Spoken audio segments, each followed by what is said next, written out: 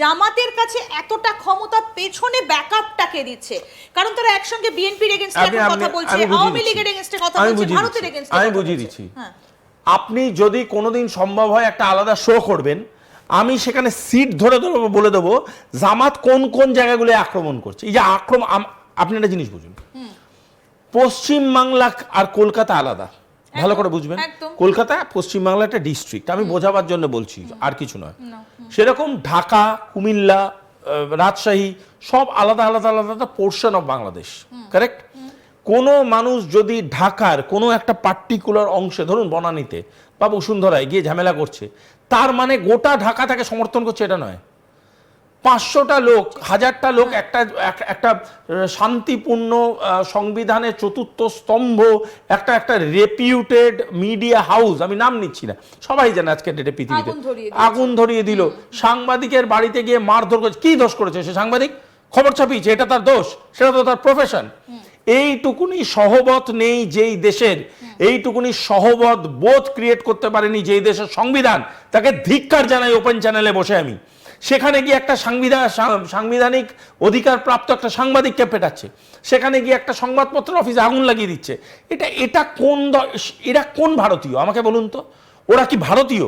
একটা এই যে নিউজ পেপারসগুলো, আমি নাম বলতে পারবো কি? তাহলে আমি বলছি, এই যে নিউজ পেপারসগুলো যেখানে গিয়ে আগুন লাগিয়েছে, তারা কোন ভারতীয়র দ্বারা পরিচালিত? কোন ভারতীয় তাদেরকে ব্যাকআপ দিচ্ছে? তারা তো দীর্ঘকাল সো কল্ড শেখ হাসিনার এগেনস্টে লিখে গেছে, তারা দীর্ঘকাল আওয়ামীর এগেনস্টে লিখে গেছে, বিএনপির এগেনস্টে লিখে গেছে। তাদেরকে গিয়ে আগুন লাগিয়ে দিয়েছে বিএনপি আওয়ামী গিয়ে? কোনোদিন লাগায়নি। এরা লাগাচ্ছে কেন?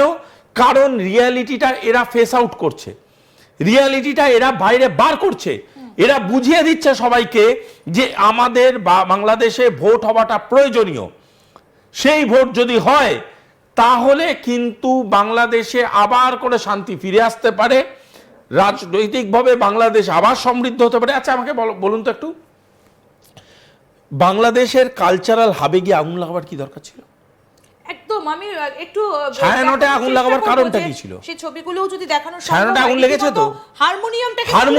হারমোনিয়াম আপনার কোন আলু ভাতে তৈরি করে? হারমোনিয়াম আপনার কোন পরমাণু বোমা?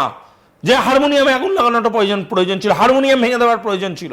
ওখানে গিয়ে বলা হচ্ছে যে গান শুনে সে হারাম করছে। এটা কোন সভ্যতা? কোন সভ্যতার মানে পটচিত্র আঁকছে বাংলাদেশ? যে বাংলাদেশকে আমরা কালচারাল ডিপ্লোমেসির একটি অত্যন্ত গভীর ডেন্স হাব হিসাবে ধরতাম। বাংলাদেশের গান বাজনা, কবিতা, বাংলাদেশের ছায়াছবি, বাংলাদেশের নাটক আমরা দেখতে সমৃদ্ধ হতাম।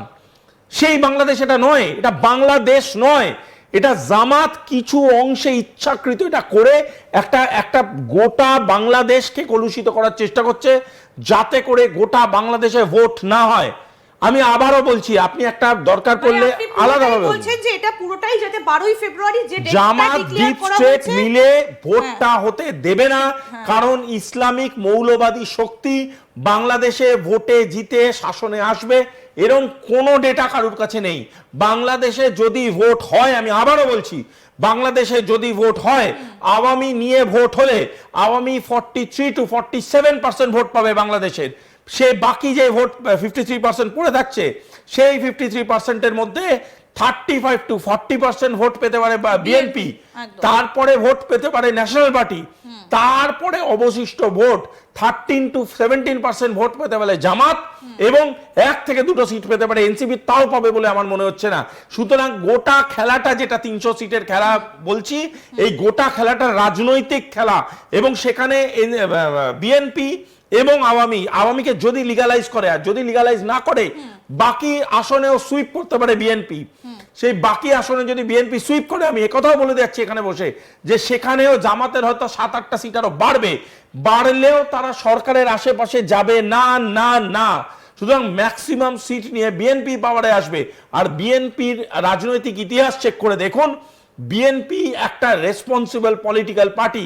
তারা জামাতকে সাথে নিয়ে সরকার করেছে একটা সময় ঠিকই, কিন্তু আজকের ডেটে তারা করবে না। জামাতের বিরুদ্ধে যাচ্ছে, কারণ জামাতের যা বক্তব্য, তারা বারবার করে ধর্মের কথা বলছে, যেটা এই মুহূর্তে বিএনপি এটা কোনোদিন অসাংবিধানিক। আমি একটু বক্তব্যটা শোনাবো, যেটা আপনি বলছিলেন যে বিদেশ যে উপদেষ্টা, পররাষ্ট্র যে উপদেষ্টা তৌহিদ হোসেন, তিনি কি বলছেন, স্পষ্ট একটা বক্তব্য এসেছে সরকারের তরফ থেকে, শুনবো একটু।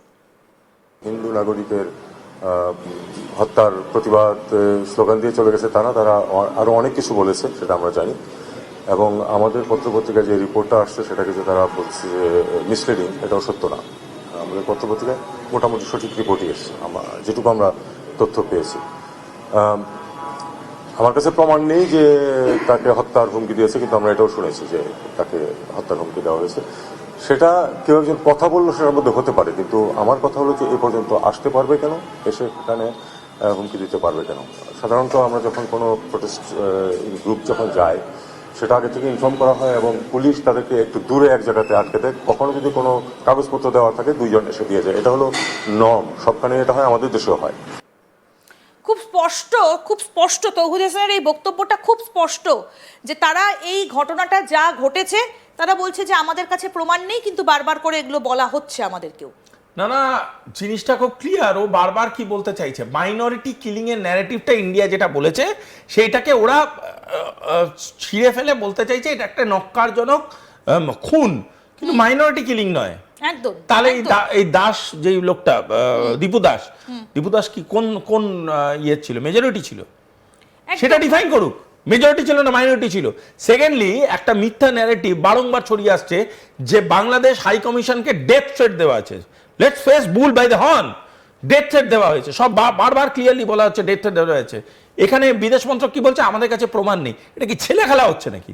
এটা কি সিভিলিয়ানদের ছেলে খেলা হচ্ছে নাকি? এটা ডিপ্লোমেসি নিয়ে কথা হচ্ছে, ইন্টারন্যাশনাল পলিটিক্স নিয়ে কথা হচ্ছে। We are talking about international affairs. এ তো পাকিস্তানি রোগ। রোজ একটা করে প্লেন ফেলে দিচ্ছে ভারতের, কোনো প্রমাণ নেই। শুধু সকাল থেকে উঠছে দাঁত মেজে বলছে ভারতের একটা প্লেন ফেলে দিলাম, তার কোনো প্রমাণ দিতে পারছে না। এই মিথ্যা কথা, গাঁজাখড়ি গল্প, এগুলো বিনা প্রমাণে India and Indian government, Indian ডিপ্লোমেসির উপরে আঙুল তুলছে। প্রমাণ করে দেখাক। বলছে আমাদের কাছে কোনো প্রমাণ নেই। কে বলছে?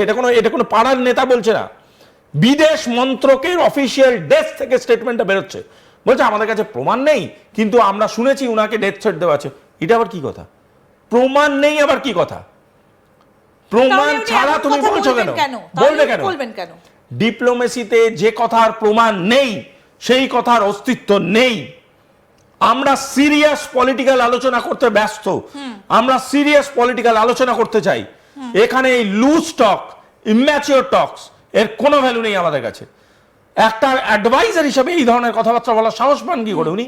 দ্বিতীয় কথা কি বলছেন উনি? বারবার বলছেন দীপু দাসের মৃত্যু কোনো মাইনরিটি কিলিং না। মাইনরিটি কিলিং নয় তো কি?